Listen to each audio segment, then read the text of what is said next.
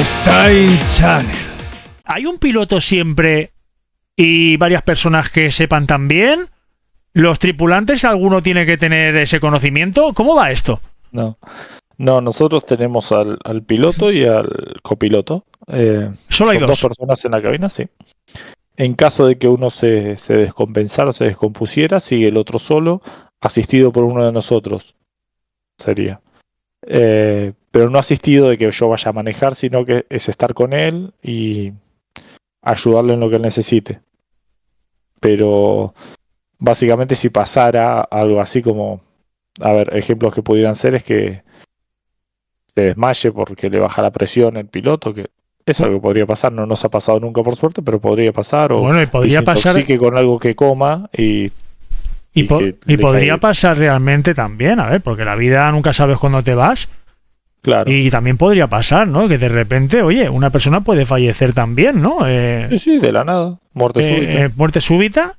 Y claro, ahí, bueno, es un caos esto, ¿no? Porque claro, si pasa esto... nosotros tenemos protocolos para eso también y yo entiendo lo que se trataría de hacer es aterrizar en el aeropuerto más cercano para asistir a la persona, ¿no? Porque más allá de ser el piloto es una persona y no queremos que se nos muera. Y sí, se hace eso, o sea, se busca solventar la situación en el aire y enseguida el piloto que continúa competente, digamos, que continúa posible de realizar las tareas, habla con las distintas torres de control pidiendo para aterrizar en el aeropuerto más cercano que tenga. Claro, al principio habías comentado que erais más o menos unos 100, ¿no? Más o menos en la empresa, pero creo que no te he llegado a preguntar... 100 tripulantes, no sé cuántos son los pilotos. O sea, sois más, claro, lógicamente. Sí, si contamos los pilotos somos muchos más seguramente. Pero no te he llegado a preguntar cuántos sois por vuelo. Es decir, ¿cuánto compone todo, toda la empresa dentro de un vuelo? O sea, ¿cuántas personas van dentro de un vuelo? Manejando la situación. Mínimo somos 6, que está el piloto, el copiloto y los 4 tripulantes. Y como máximo podemos llegar a ser 9.